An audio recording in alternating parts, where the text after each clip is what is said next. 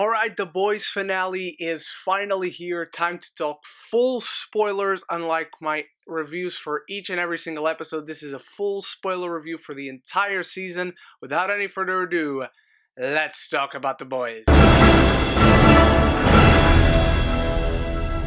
We are going to talk about the entire season today, but I can't help it but feel like it's right to start with the big finale that is now out on Amazon, so make sure you watch it. Again, spoiler warning, final spoiler warning. So, Ryan just fucking kills Stormfront and Becca, Or at least it seems that way. I've talked with a few friends who also do reviews for The Boys, and they also saw the season early, and I don't think she is. The way Homelander addresses that situation at the press conference near the end, he mentions that she will pay for her crime so nonchalantly. There's no attention paid to that detail that I do believe she is alive and that the show will invest on its own version of the payback team from the comics. And now Stormfront might be even more dangerous than she already was during season 2, if she is indeed alive. But one of my favorite moments was when we see that Becca is dying. She was also hit in the throat by Ryan's laser eyes, and Billy is about to go to town on the soup kid. He is about to go insane, and I will go into more detail about that decision that he makes about not killing Ryan and give him to Grace Mallory to have him well taken care of, like go and adopt a kid, someone, and keep him safe from this terrible, terrible world. But also we cannot talk about that whole situation and not mention how Homelander is once again on a leash, which I really enjoy, because at this point you cannot have this dude with nothing to hold him back. He is way too dangerous to have nothing that restrains him, that puts him under control and creates this facade for the public, which was why I really liked the whole press conference in the end. And this final scene, they cut it from season 1, but they were able to bring it back for season 2. Homelander just jerking off on the top of, I think it's the Empire State Building, and I can do whatever the fuck I want. He can't, at least not right now, but I really love that scene, and I love how Maeve has him under her grasp. Now it's only time for him to bottle up more anger, more frustrations, and be even more dangerous when he finally explodes and brings all that anger out and makes the world suffer for it, which I thought was a really good power move for Maeve. She had great highlights in the season. Whenever she was on screen, you barely notice her, which is a shame. It's a great thing when a character is not necessarily on screen, but you feel their presence. Maeve, whenever she was on screen, her story was very investing throughout the season. It was just a great story, but it didn't feel like they were doing much with her whenever she wasn't on screen. And before moving on to the rest of the season as a whole, going back to Stormfront a little bit, congratulations to Aya Cash. What a performance. What an incredible character to play. Such a despicable person whose name is literally Stormfront, people. I thought she was wonderful. I loved the character so much throughout the first 2 episodes. I didn't even notice it. And then episode 3, and I'm like, oh, okay. Well, there goes my love for you, Stormfront. Her reveals throughout the season were extremely investing, extremely surprising. I loved how they handled the Stormfront character and her despicable speeches with the underlying meanings to it all, just showing this very cold persona towards the public while actually indoctrinizing people into her beliefs and creeds, and even Homelander himself. She was one of the people that contributed throughout the season to make Homelander the dangerous person that he was at every single second, whether it was earlier in the season where he didn't like her at all, or when they got together and formed a team within themselves and he got even more dangerous. Whether she is dead or not, I hope she's not. I really hope we see more of Stormfront. This wouldn't be the route that I would have gone into. I would have kept her alive, but I do like the execution of it, so I'm very willing to see the direction that they take everything come the 3rd season. And I hope Homelander doesn't just forget how much she meant to him. I still don't know if the other way around is true, even at this point. I believe she loved him somewhat, but I question the purity of her feelings, let's just say that. And of course, the big reveal of the season, Victoria Newman, she was behind it all. She was behind the heads popping up, and there goes Alistair Adana drinking his Fresca, pouring it in, and then he's gone. Like, that was one of the scenes that I mentioned in my spoiler-free review for episode 8, where it's a great final scene for the episode where Huey's taking the fight openly by supporting this party to Vought and to the Soups. But I'm extremely frightful for him because we don't exactly know how these powers work. Do people have to have something in their system? Does she have to be directly looking at certain people? What can stop her? Like, if you point a gun to her, what can stop her from just looking at you and making your head explode? I don't necessarily mind it, at least for now, but I do wish there was some more of a explanation of the rules to her powers. I should have called it. I'm going to tell you right now, I should have called it. I can't say why, because it's still not a sure thing at this point. I don't even know if that certain thing is going to happen, but I should have called that Victoria Newman would be the head-popping person. So now for the season as a whole, this season made me realize something, and that is the reason I personally love The Boys so much is because I just love stories about dysfunctional families, and the second season especially makes the team of The Boys feel very much like an extremely extremely dysfunctional family.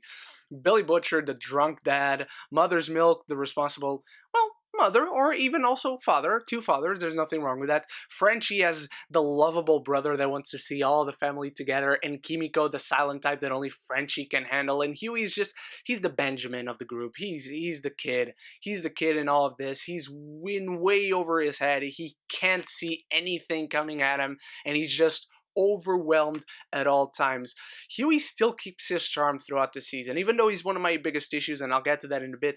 He's one of my favorite characters. One of the reasons I fell in love with the first season, the show as a whole, in the first place, was Huey, and Jack Quaid is awesome in that role, but the dynamic of this group is what really makes it shine and makes it so worth investing. So perfect time to talk about Billy Butcher, played by Karl Urban, who does a fantastic job in the season acting wise. I think the acting all around is just wonderful, and I'll get more into certain actors in a little bit, but Billy Butcher is just awesome. I think this show did a really great job, this season specifically. I thought it did a wonderful job of not only humanizing him, showing us that vulnerable side. He's not only more dangerous, but he's more open to getting hurt from all sides, from Huey himself and his friends, from the Soups, who know a lot about him, Stan Edgar, Homelander, and from his wife, from Becca. He was hurt throughout the season. They opened the doors to his family history, to his past, to his backstory, which like makes you realize that of course he's fucked up in the head. The dude, did you see the way he grew up? Did you see his relationship with his father? It's fucked up, man. No wonder he's this dangerous, deranged man who gives no shits and takes no bullshits from anyone. But I thought the show also did a really good job at showing us, yeah, he's not a good person. You can root for him because he's fun and he's taking it to the man, he's sticking up to the big corporation around the world and sticking up to those who have power, but he's not a good person. But I think that decision that he makes about sparing Ryan and realizing this is a kid, yes, he's a Soup, but this is a kid, and he's the son of my wife who I loved. And I think that makes him grow up, so to say, a little bit. And I think that was the right decision and the right direction to take Butcher in. And this season was filled with tension throughout, especially that final episode. Like, every scene was tension, unpredictability, twist, turn, all around. But who I found to be the solace in this season was Frenchie and Kimiko and the development of their relationship. The ups and the downs, they're just so charming, even though Kimiko is scary. Like, she's scary, dangerous throughout the season. I think Karen Fukuhara does a phenomenal job. Tomer Capon, I hope that's how we pronounce his name. They do such a fantastic job. And I like how they're not rushing it. I understand the complaints that it wasn't that well fleshed out. I don't think this is the best fleshed out relationship in the show or in the movie, but I like how slowly they're taking it. It feels realistic that each would take their time to acclimate to each other with everything that happened in the season, with her brother dying, with Frenchie trying to basically command her and boss her around. She takes no shits from anyone, but I like how she lets him in by the end of the season. They go out together at the end, and I love seeing them together. Whether they actually get romantically together or not, that love and affection for each other that they have is real, even if it's not boyfriend girlfriend feelings. I also think the relationship between Huey and Starlight was handled really, really well. And Starlight specifically, who I didn't mention when I talked about the boys, the group as a whole, I really love what they did with her. She had kind of the most subtle arc. She learned to stand up. She had lost of her innocence by accidentally killing an innocent in episode 6, my favorite episode of the season. I like how Starlight evolved from that innocent, basic girl. No offense, that because I already love Starlight because she was so imperfect, and that applies to all the characters in here, especially the boys, because they're the ones who we're meant to root for. But they're so imperfect, they're so human, they're so fleshed out, and I love how they took Starlight from this very naive, even girl who just believed, or at least wanted to believe in the good in everyone, and she's more cynical now. She has a little bit of Butcher in her by now, and I really like that, which also goes into Butcher's evolution, that he now can somewhat trust Soups, because right in front of his face, Maeve saved his ass from Homelander, so there's no taking that back. He at least owes Maeve, even if he doesn't trust Soups as a whole. Now let's talk some Soups. I already talked about Homelander. I think I mentioned everything I wanted to say with Maeve, but A-Train, man. A-Train had one of the most interesting arcs this season. He starts out by being taken down, and out of the 7, he finds solace in the Church of the Collective with the Deep, and then on the final episode he finds out that he's being screwed over again by the Church of the Collective, and he helps out the boys, Huey and Starlight. And I like that this show, I've already mentioned with Billy Butcher, I'm going to mention it again, I love that this show doesn't try to make anyone be good or bad. A-Train wasn't trying to be a hero in that moment. He was just trying to screw someone who had screwed him over. He was just getting payback, which is a douchey move, but you can't help but be on his side, and now he's back in the 7, and that is the most curious relationship within the 7 right now. Apart from Black Noir, maybe with Maeve and Starlight, but he isn't in this episode, and I'm still not necessarily expecting that they do the same thing with him in the show that they did in the comics. Nevertheless, I can't wait to see A-Train and his relationship with Starlight in the 3rd season, because that visual of the press conference, going back to that again, of Homelander saying, "We are our heroes, and we are here to serve and protect you." He's drugged, man. He's not finding any joy in lying anymore to the people, but having Maeve and Starlight like just behind him, just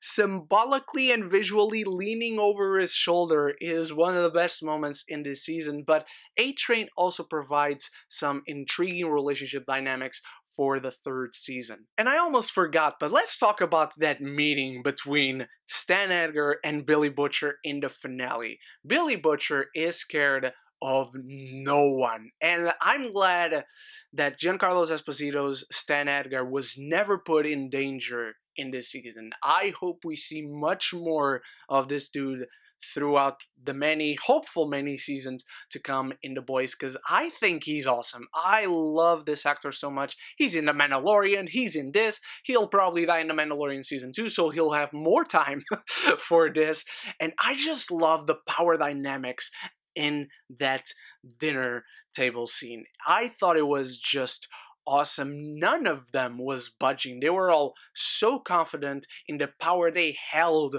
over each other. And of course, Butcher eventually screws him over. So that proves to you who's the smartest one singing at that table. So now, yes, Stan Edgar, I thought he was awesome. Homelander, my god. Let's a round of applause for Antony Starr, who plays this character so well, because even though you know he's a cunt underneath the mask that he presents to the public, he has such a serenity to him. He has such a warmth, even when he's pretending, and us, the audience, knowing who he really is, even when he's showing face to the public, you know that you believe that this guy is a warmth, welcoming presence, that you can trust him. And again, everyone does such a great job, but Karl Urban and Antony Starr, who I want to play Norman Osborn in the MCU, by the way, they're just so fucking good. And now, yes, The Deep. The Deep was someone I went constantly up and down with throughout the season, and unfortunately, I ended up in a down, so yes, we're going to get into issues. The Deep started out interesting. And then it started to get boring because it wasn't moving along. We had that incredible Gil scene with Patton Oswalt singing You Are So Beautiful to Me. It was hilarious to no end. Then he advanced a little bit. He started making these promos for the Church of the Collective. He started being a believer. He started handing out frescoes, bringing A-Train in. And then for an episode or two, he was like, okay, he's kind of static. He's kind of in the same spot. He's not moving along. And by the end of the season, I did not understand what was the point of it all, because he's not back in the 7, and he's not against the Church of the Collective, or I think they kind of allude to that, but it's not made clear, and the development we did see from him, I would believe that even though he had that reaction towards Alistar Adana, I don't believe he would quit the Church of the Collective. I believe he would be kind of weak enough mentally to still, okay, I'll stay and I'll stay married to this girl, whatever.